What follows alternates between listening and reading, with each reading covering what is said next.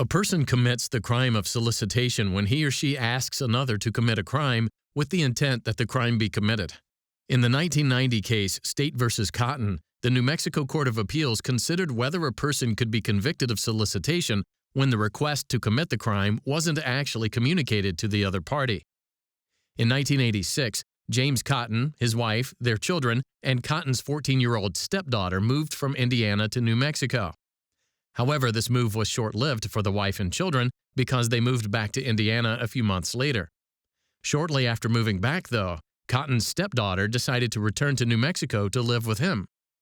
In 1987, Cotton was investigated by the New Mexico Department of Human Services for allegations of misconduct involving his stepdaughter. Following a hearing, the state district court issued an order granting legal and physical custody of the stepdaughter to the department.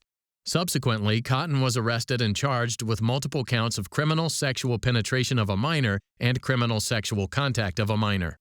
While Cotton was in jail awaiting trial, he discussed trying to persuade his stepdaughter not to testify against him with his cellmate and another inmate. In furtherance of his goals, Cotton wrote letters to his wife discussing his strategy for defending against the charges. In one letter, Cotton asked his wife to assist him by persuading the stepdaughter not to testify against him during trial. But before sending the letter, Cotton gave it to his cellmate and asked him to obtain a stamp so the letter could be mailed. Rather than obtaining a stamp, the cellmate secretly removed the letter from the envelope, replaced it with a blank sheet of paper, returned the stamped envelope to Cotton, and gave the original letter to law enforcement. Additionally, Cotton wrote a second letter stating that he was going to request that the court permit him to return to Indiana to work.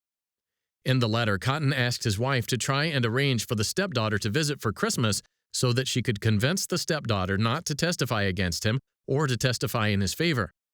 However, the second letter was never mailed to the wife. Subsequently, Cotton was released on bail, but was rearrested about 24 hours later on charges of criminal solicitation and conspiracy. Following a jury trial, Cotton was convicted on 2 counts of criminal solicitation.